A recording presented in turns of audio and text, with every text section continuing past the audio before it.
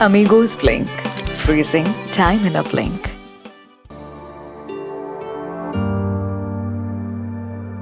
Amigos Blink presents Swasthya Mitra, sponsored by Bhanu hospital Kullu.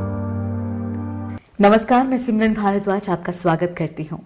Amigos blink presents स्वास्थ्य मित्रा sponsored by Bhanu hospital के हमारे इस series के पहले एपिसोड पे। जी हाँ, वीडियोस के माध्यम से पिछले कुछ दिनों से मैं आपको जिस तरह से बता रही हूँ कि हम आपके सामने ये ब्रांड न्यू सीरीज लेकर आए हैं, जिसमें जैसा इसका नाम है स्वास्थ्य मित्रा, वैसे ही आपके स्वास्थ्य मित्र बनकर भानु हॉस्पिटल के तमाम रोग विशेषज्ञ एक एक करके आएंगे और तमाम रोगों के बारे में जो है वो विस्तृत चर्चा होगी। आज पहले एपिसोड में हमारे साथ जो शख्सियत यहाँ पर मौजूद हैं वो भानु हॉस्पिटल के निर्देशक डॉक्टर वाइकिंग भानु जी हैं। यूं तो वाइकिंग भानु जी किसी भी परिचय के मोहताज नहीं हैं, और कुछ शख्सियतें ऐसी भी होती हैं जिन्हें शब्दों में लफ्ज़ों में बयां करना आसान नहीं होता।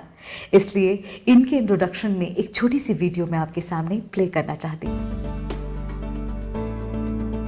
जिंदगी को देश और समाज के लिए समर्पित करने का जज्बा लिए डॉक्टर वाइकिंग भानु ने इंदिरा गांधी मेडिकल कॉलेज शिमला से MBBS की डिग्री प्राप्त कर भारतीय नौसेना में जाने का फैसला किया। यहाँ पर बतौर डॉक्टर कार्यरत रहते हुए इन्होंने भारतीय सेना के चिकित्सा कोर के सर्वाधिक प्रतिष्ठित मेडिकल कॉलेज AFMC पूना से शल्य चिकित्सा की पढ़ाई पूरी की और इसी दौरान माउंट एवरेस्ट को फतेह कर एवरेस्ट पर चढ़ने वाले दुनिया के सबसे पहले डॉक्टर बने, जिसके लिए इन्हें भारत के तत्काल राष्ट्रपति डॉक्टर APJ अब्दुल कलाम द्वारा वीरता पुरस्कार से सम्मानित किया गया। नौसेना से सेवानिवृत्ति के बाद भी भानु अपने उद्देश्य को नहीं भूले और महानगरों की आरामदायक जिंदगी को त्याग कर आगे की जिंदगी दुर्गम पहाड़ी क्षेत्रों में पहाड़ी जनमानस की सेवा में लगाने का निर्णय लिया और आज हिमालय के निचले पहाड़ी क्षेत्रों में मल्टी स्पेशलिटी हॉस्पिटल चलाकर अपनी सेवाएं दे रहे हैं। डॉक्टर भानु को दूरबीन विधि द्वारा ऑपरेशन करने में विशिष्ट महारत प्राप्त है और इस विधि द्वारा जटिल से जटिल ऑपरेशन करने में उनकी सक्षमता के कारण असंख्य मरीजों को इलाज के लिए महानगरों की ओर रुख करने से राहत मिली है।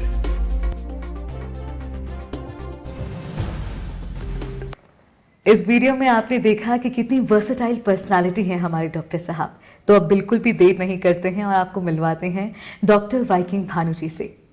डॉक्टर साहब, हमारे कार्यक्रम में आपका हार्दिक स्वागत है। नमस्कार सिमरन जी, थैंक यू। नमस्कार, मैं डॉक्टर वाइकिंग भानु। इस विशेष चर्चा में मैं आपके समक्ष आज आया हूं आपके सारे डाउट्स क्लियर करने के लिए, और मैं कोशिश करूंगा कि सही जानकारी आप तक पहुंचा सकूं। जी, धन्यवाद महोदय। और महोदय, आज की जो विशेष चर्चा है अपने दर्शकों को बताना चाहूँ, यूं तो मैंने कहा कि हर एक रोग विशेषज्ञ यहाँ पर आएंगे भानु हॉस्पिटल के, जो इस पर विस्तृत चर्चा करेंगे हर रोग पर, मगर आज की जो हमारी चर्चा है महोदय वो रहेगी आम जनमानस के सबसे बड़े सवाल को लेकर, और वो सवाल है सरकार द्वारा दी गई सौगात आयुष्मान भारत और हिम केयर योजना। इतनी बड़ी सौगात होने के बावजूद अभी भी लोग जो है इसका अच्छे से इस्तेमाल नहीं कर पाते। कहीं ना कहीं जानकारी की कमी इसका सबसे बड़ा कारण है। आज इसी तरह के सवाल होंगे जिसमें आप लोगों के ये डाउट्स हम क्लियर करने की कोशिश करेंगे, जैसा कि डॉक्टर साहब ने कहा। तो चर्चा शुरू करते हैं, पर इससे पहले जो मेरा सवाल रहेगा महोदय कि भानु हॉस्पिटल के निर्देशक होने के नाते सबसे पहले तो मैं चाहूँगी कि अपने हॉस्पिटल की एक भूमिका आप हमारे सामने रखें, क्योंकि देखिए यूँ तो भानु हॉस्पिटल एक जाना माना नाम है, कई सालों से जो है लोग यहाँ से लाभान्वित हो रहे हैं, पर फिर भी मैं चाहूँगी कि यहाँ की फैसिलिटीज़ के बारे में आप एक छोटी सी भूमिका बांधें। हाँ जी, बिल्कुल। भानु हॉस्पिटल लगभग 5 साल पहले स्थापित हुआ था और यहाँ पे हम कुल्लू तथा आसपास के क्षेत्र के लोगों को बहुत सारी सुविधाएं दे रहे हैं। इसमें देखा जाए तो गायनी की सर्जरीज की फैसिलिटीज़, ऑपरेशन, दूरबीन वाले ऑपरेशंस, आंखों के लेज़र ऑपरेशंस तथा गुर्दे के ऑपरेशन की सुविधाएं हम लोगों को दे रहे हैं। जी, बहुत सारी फैसिलिटीज़ आपको भानु हॉस्पिटल में मिलेंगी और इनके बारे में चर्चा हमारी तमाम एपिसोड में जो है वो होती रहेगी। पर आज का विषय जो है हमारा आयुष्मान भारत और हिम केयर योजना। आइए तो इसके बारे में चर्चा जो है वो शुरू करते हैं। महोदय, सबसे पहले तो आप ये बताएं कि लोगों के दिमाग में पहली तो ये चीज़ है कि स्कीम सरकारी है तो शायद ये सिर्फ सरकारी हॉस्पिटल्स में ही इम्प्लीमेंट होता होगा। क्या भानु हॉस्पिटल ये सर्विसेज दे रहे हैं?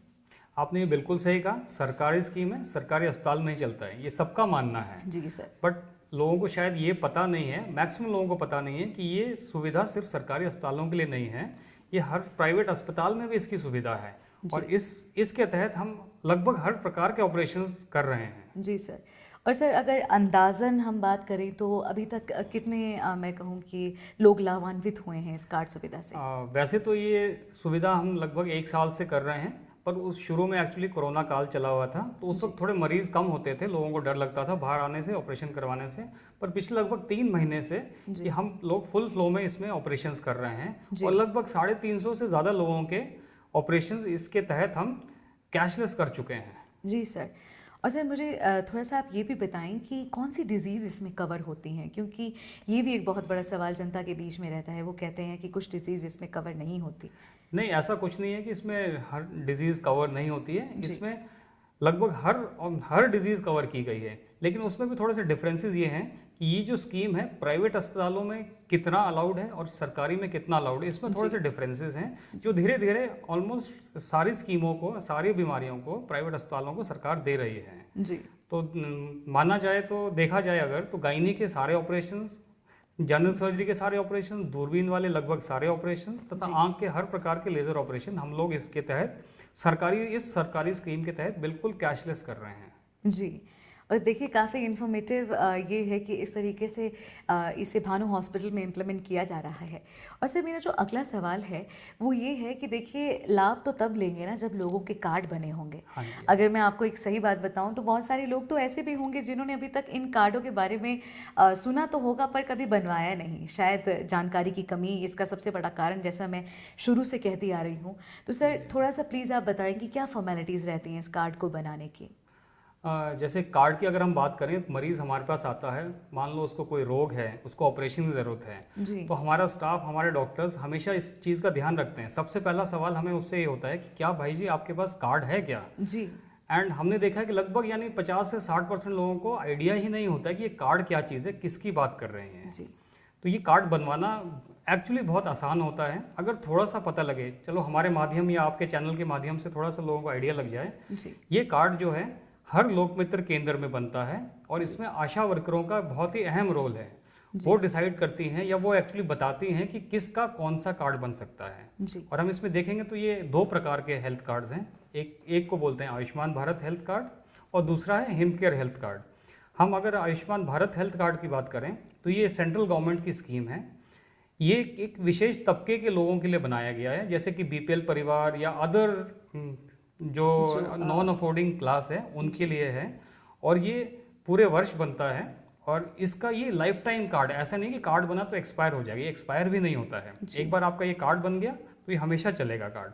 और जो दूसरा कार्ड है, इस सरकारी स्कीम के तहत कुछ लोग रह गए थे, कुछ जिनके कार्ड अपडेट नहीं हुए थे, यानी 2011 के आसपास के बाद के बने हैं ये। उसके लिए हर स्टेट गवर्नमेंट ने एक अपने कार्ड्स बनवाए हैं। जैसे हिमाचल गवर्नमेंट ने हिमकेयर हेल्थ कार्ड बनवाया है।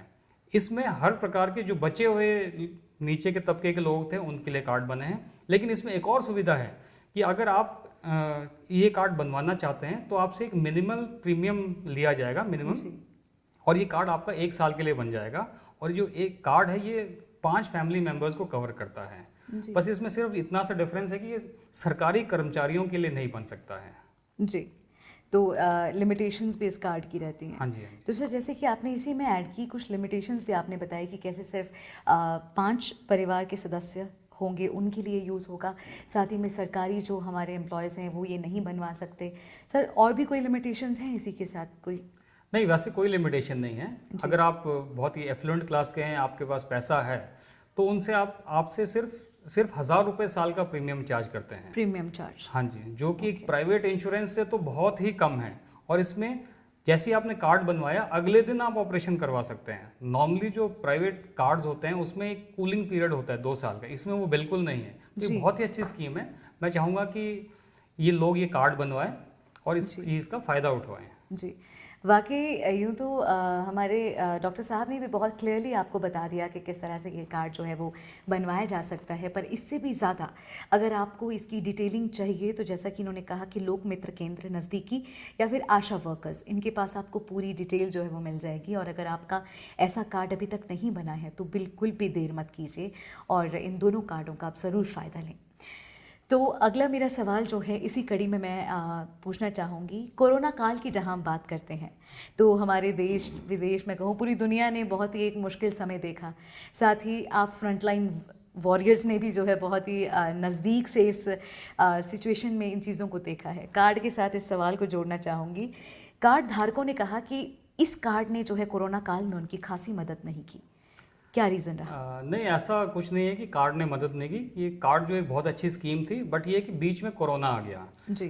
तो कार्ड में कुछ डिजीजेज यानी सारी कवर्ड थी बट उसमें कोरोना नहीं था, तो अचानक से उसमें कोरोना ऐड करना सर इट टेक्स टाइम, थोड़ा सा टाइम लगता है क्योंकि इसमें बहुत सारी फाइनेंशियल इम्प्लीकेशन होती हैं, पॉलिसीज होती हैं। तो पॉलिसीज ऐसे नहीं है कि आपने 2 दिन में या 4 दिन में बन जाता है, इसमें पार्लियामेंट्री डिसीजंस वगैरह होती हैं। बट ये कार्ड अब कोरोना के टाइम में भी चलना शुरू हो गया था। और जहाँ तक कि हमारी सर्विसेज का है, ऑपरेशंस का है, तो हम कोरोना के दौरान भी इस कार्ड के तहत हम कैशलेस ऑपरेशंस कर रहे थे जी। पर जैसे कि कुछ लोगों का मानना है कि उस टाइम में इन्होंने कार्ड का ज़्यादा फ़ायदा नहीं हुआ क्योंकि हमें कुछ पैसे देने पड़े। तो उसमें ऐसा है कि जैसे कोरोना में हमें पहले तो मैं आपको बताऊंगा इस कार्ड की ना कुछ लिमिटेशंस होती हैं। लिमिटेशन यानी जैसे सरकार ने कहा है कि 5 लाख तक की स्कीम है, पर ऐसा नहीं है कि आप उस कार्ड में से कितना भी पैसा निकाल लो। हर बीमारी की एक लिमिटेड अमाउंट दिया गया। अगर मैं गॉल ब्लैडर ऑपरेशन की बात करूं, पित्त की पथरी की, तो उसमें 22,800 रुपये निर्धारित अमाउंट है। ये एक अमाउंट एक ओके अमाउंट है जनरल वार्ड के लिए। बट कोरोना काल में प्रॉब्लम ये थी कि हमें बहुत सारी एक्स्ट्रा चीज़ें इसमें लगानी पड़ रही थी ऑपरेशन के लिए। जैसे बेहोशी करना है, बेहोशी करने में बहुत एक्स्ट्रा फिल्टर्स हैं, ऑपरेशन थिएटर में बहुत सारी चेंजेस करने पड़ते थे जो शायद कहीं तक यानी इतना ईजिली अफोर्डिंग नहीं हो पाता था कार्ड के अंदर। और जैसे इसमें कार्ड में जनरल वार्ड में स्टे होता है, कोरोना में शायद ही कोई जनरल वार्ड में स्टे करना चाहता हो, तो इसलिए हम पेशेंट्स को ऑप्शन देते थे कि आप अपग्रेड कर सकते हैं, आप प्राइवेट रूम लीजिए। पेशेंट्स ने लिया, बहुत अच्छे प्राइवेट रूम लिए, हमारे इवन वीआईपी स्वीट्स भी गए इसमें। हमने ऑपरेशन में नई नई चीज़ों का टेक्निक का इस्तेमाल किया जो धीरे धीरे करके यानी पेशेंट्स को थोड़ा बहुत उसके लिए पे करना पड़ा। तो अगर मैं एग्जांपल ये पित्त की पथरी का ही लूँ तो जिसमें लगभग 35 से 50 या 55 हज़ार का खर्चा आता है, इसमें पेशेंट्स ने उन कोरोना के लिए स्पेशल जो सुविधाएं हैं उसका उन्होंने पे किया। वो लगभग यानी कुछ पेशेंट्स ने 7-8 हज़ार, कुछ लोगों ने 10-15 हज़ार, जिसने वीआईपी स्वीट्स लिए उन्होंने हो सकता है 20 हज़ार या 25 हज़ार भी खर्च किए हों, लेकिन सिर्फ वही चार्ज हुए, ऑपरेशन फिर भी बिल्कुल फ्री में हुआ है। जी महोदय, जैसे कि आपने बताया कि जो थोड़ा बहुत खर्चा कोरोना काल में हुआ भी है, जिसको लेकर लोगों के मन में सवाल भी था, वो वाजिब था क्योंकि इस तरह से सरकार भी एकदम रेडी नहीं थी कि इस तरह से कोरोना को भी स्कीम में कैसे लिया जाए। बट सर अब मैं जानना चाहती हूँ कि देखिए कोरोना काल में तो जैसे आपने बताया उससे हमें प्रतीत हुआ कि भानु हॉस्पिटल फुल एक्शन में था। करंटली इन कार्ड्स के अंडर अभी क्या माहौल बना हुआ है? क्या लोगों को ये समझ आ गया है कि कार्ड्स कैसे यूज़ करने हैं? आपको लग रहा है कि लोग पूरी फैसिलिटीज़ ले पा रहे हैं इनकी? हाँ जी, वैसे तो काफ़ी लोगों को पता चल गया है, बट थोड़ी सी प्रॉब्लम ये है कि लोगों को लगता है कि क्या इसमें पैसे लगेंगे, क्या वार्ड में पैसे देने पड़ेंगे, कुछ और खर्चा करना पड़ेगा। लेकिन अभी ऐसा बिल्कुल भी नहीं है। पिछले 3 महीने से हम जो ऑपरेशन कर रहे हैं वो बिल्कुल ही कैशलेस हैं, सरकार की तरफ से बिल्कुल कैशलेस हैं। इसमें पेशेंट का रहना, ऑपरेशन, इवन पेशेंट का खाना भी फ्री होता है। जी। और जी हाँ, आप लोगों के सामने इस तरह की जानकारी रखने का हमारा एक ये भी बहुत बड़ा उद्देश्य है कि देखिए जब सरकार द्वारा ऐसी स्कीमें लाई गई हैं, ये सौगात है, अगर आप इसे इस्तेमाल नहीं करेंगे तो किसी भी तरह से जो है आपके लिए फ़ायदेमंद साबित नहीं होगी। और जानकारी जो है मैं तो चाहूँगी कि इस इंटरव्यू को ज़्यादा से ज़्यादा आप शेयर भी करें ताकि बहुत सारे लोगों को पता चले कि किस तरह से भानु हॉस्पिटल में इन स्कीम्स को एंटरटेन किया जा रहा है और आप लोगों का किस तरह से यहाँ पे जो है वो फ़ायदा हो सकता है एक अच्छे इलाज के साथ। मेरा जो अगला सवाल है वो ये है सर, क्या कुल्लू घाटी के तमाम प्राइवेट हॉस्पिटल्स में इस स्कीम को अपनाया गया है या फिर कुछ हॉस्पिटल्स में ही? हाँ जी, ऐसा है कि ये स्कीम जो है हर प्राइवेट अस्पताल के लिए है, वो अगर अपनाना चाहें तो अपना सकते हैं। कुल्लू घाटी में काफ़ी अस्पतालों ने इसको अपनाया हुआ है जी। और हम तो इसको लगभग 1-1.5 साल से कर ही रहे हैं। जी। और जैसे हमने कुछ टाइम पहले एक सीएमई भी ऑर्गेनाइज की थी जिसमें सीएमओ साहब ने चेयर किया था।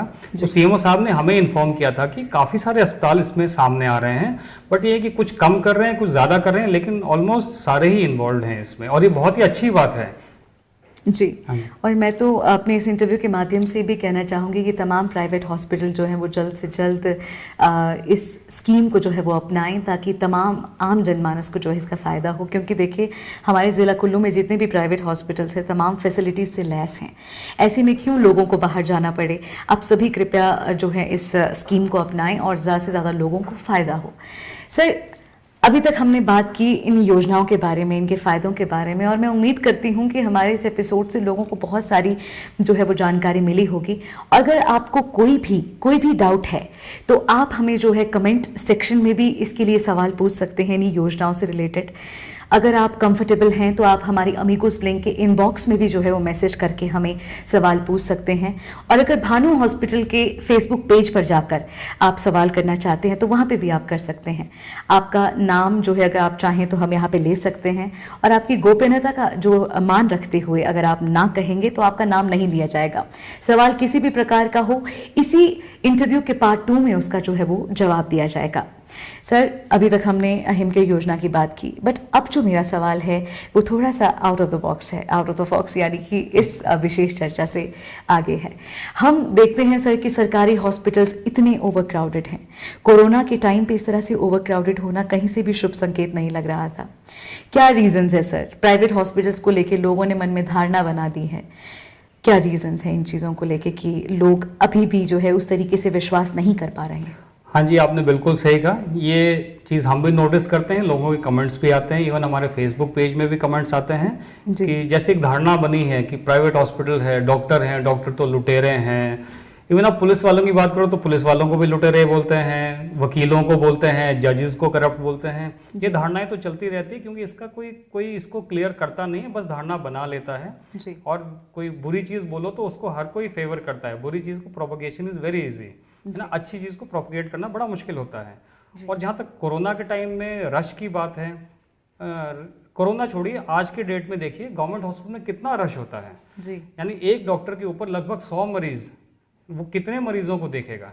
और उस यानी एक ऑपरेशन करवाने के लिए मरीज को लगभग 2 से लगभग 6 महीने तक इंतज़ार करना पड़ता है जी। उस मरीज के पास कार्ड हो सकता है या वो बनवा सकता है, लेकिन उसे पता नहीं होता कि ये चीज़ें प्राइवेट अस्पताल में बिल्कुल मुफ्त में या कैशलेस हो जाती हैं जी। क्योंकि सरकार की स्कीम है, सरकार हमें इसके लिए थोड़ा पे करती है और हम वही फैसिलिटी देंगे। आप समझिए कि हम एक सरकार का एक एक्सटेंशन बना दिया इन स्कीमों ने, जी। है ना। तो आपके माध्यम से हम चाहेंगे कि लोग समझें कि सरकारी अस्पताल का थोड़ा बर्डन कम करें। They are actually over burdened.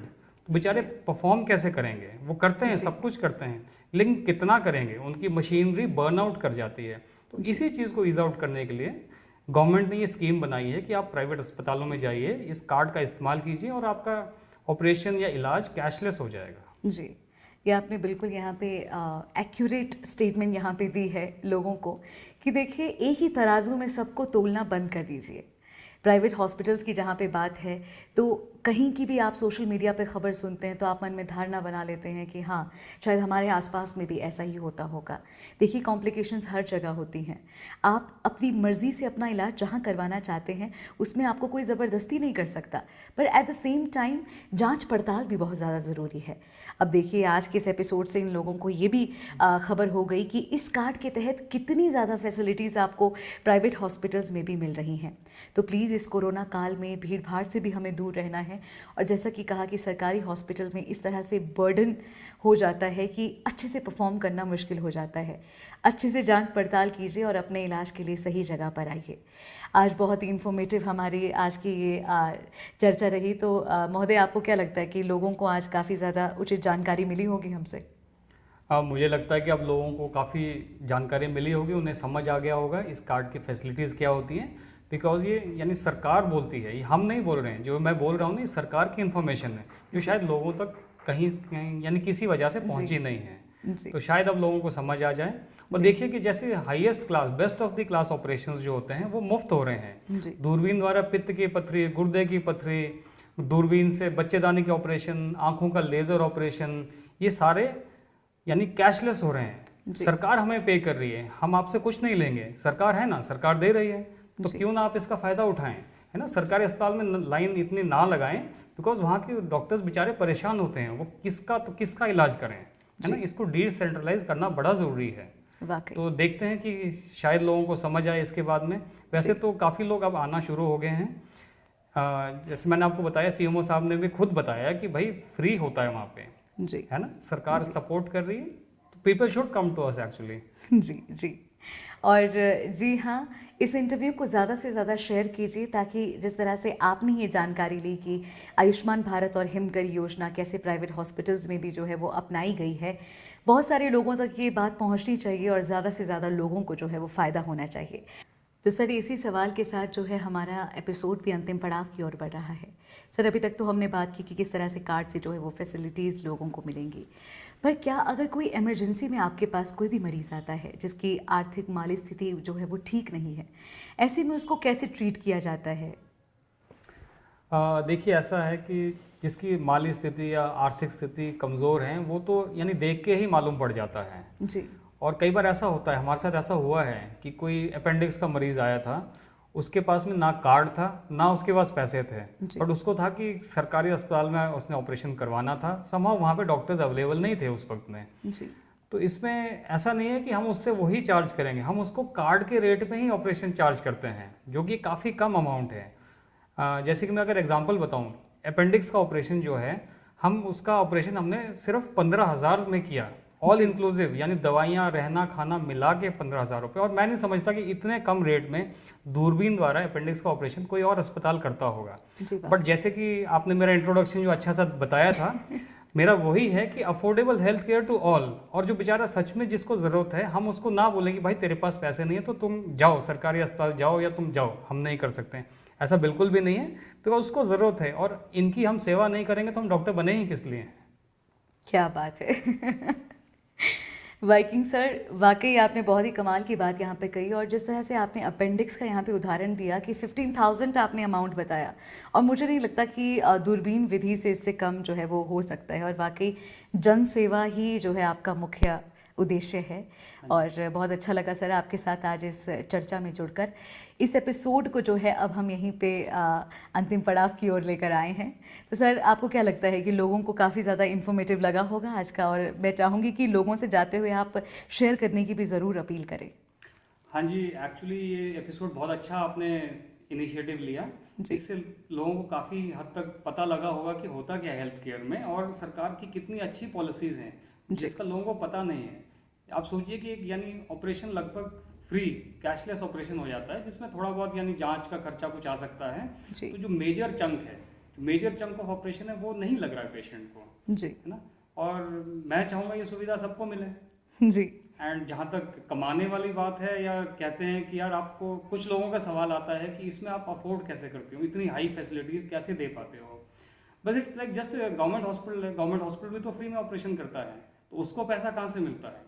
बहुत कम वॉल्यूम में पैसा बहुत कम आता है ऑपरेशन का, लेकिन वो बहुत सारी जनता को केटर करता है, तो इट्स लाइक अ वॉल्यूम। तो जैसे मैं एग्जांपल देना चाहूँ कि जैसे वोल्वो की बस होती है, हमारी जो हॉस्पिटल है वो एक बस की तरह है, उसमें ड्राइवर है, कंडक्टर है, तेल लगता है, इंजन के रिपेयरिंग के चार्जेस हैं, मेंटेनेंस है, लेकिन जब वो अगर वो बस फुल चले तो भी वो उतना ही तेल पिएगी, उतना ही खर्चा लेगी, और अगर उस बस में 10 लोग बैठे तो भी उसका खर्चा उतना ही होता है। तो हमारा ये मानना है कि ये बस फुल चले, और जिस आदमी के पास उसकी बस में बैठने की हैसियत ना हो, सॉरी हैसियत वर्ड यूज कर रहा हूँ, कुछ लोगों का होता है दे कांट पे इट, तो हम उसको भी उस बस में बिठाएं, and other people sitting in front they understand कि यार इसके पास है, ये अफोर्ड नहीं कर सकता है, but we can always carry that person along with us in that bus. तो यही मेरी जो एक्चुअली मैं जो चाहता था वो मैं यहाँ आके मैं वो कर पा रहा हूँ। जी, thank you so much Viking sir, आज की इस चर्चा में हमारे साथ जुड़ने के लिए। और वाकई बहुत ज़्यादा इन्फॉर्मेटिव आज का ये एपिसोड रहा। और जी हाँ, इसका Q&A ज़रूर हम करेंगे। आज की इस चर्चा से रिलेटेड अगर आपके कोई भी सवाल हैं तो डॉक्टर वाइकिंग भानु दोबारा हमारे बीच में आएंगे और उन सवालों का जवाब देंगे। जैसा कि मैंने पहले भी कहा कि इन सवालों को आप जो है अमीगोस ब्लिंक के इसी इंटरव्यू के कमेंट बॉक्स में भी दे सकते हैं। अगर आप जो है वो पर्सनली हमें मैसेज करना चाहते हैं तो आप वहाँ पर भी कर सकते हैं। और भानु हॉस्पिटल की जो फेसबुक पेज है, आप वहाँ पे भी जाके जो है वो क्वेश्चंस का अपनी पुट कर सकते हैं। ऐसे में हम उन क्वेश्चंस को सम अप करेंगे और एक और जो है Q&A का जो हमारा एपिसोड है वो डॉक्टर वाइकिंग भानु जी के साथ होगा। Thank you so much sir, thank you so much for joining us. Thank you madam. Thank you. तो ये था हमारा स्वास्थ्य मित्रा का पहला एपिसोड, जिसमें डॉक्टर वाइकिंग भानु ने आयुष्मान भारत और हिमकेयर योजना के बारे में विस्तृत चर्चा हमसे की। इसी के अगले एपिसोड में हमारे साथ होंगे नेत्र रोग विशेषज्ञ डॉक्टर कुसुम भानु जी। हमारी उस एपिसोड को भी ज़रूर देखने के लिए हमारे प्रीमियर के साथ जुड़िएगा और साथ ही उम्मीद करती हूँ कि आज के एपिसोड को आप ज़्यादा से ज़्यादा शेयर करेंगे और तमाम लोगों तक जो है वो जानकारी पहुँचाएंगे। इंस्टाग्राम पे हमें कीजिए फॉलो, यूट्यूब पे कीजिए सब्सक्राइब और फेसबुक पे तो आप प्यार देते ही हैं। ज़्यादा से ज़्यादा शेयर कीजिए और लाइक कीजिए। Thank you so much. जय हिंद, जय भारत, नमस्कार।